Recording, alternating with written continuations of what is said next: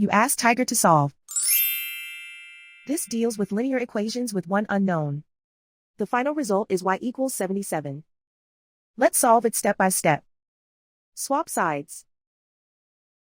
Group all constants on the right side of the equation.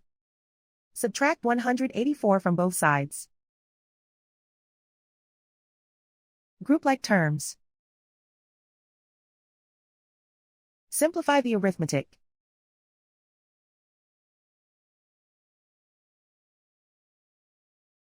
Convert the y into a positive number. Multiply both sides by -1.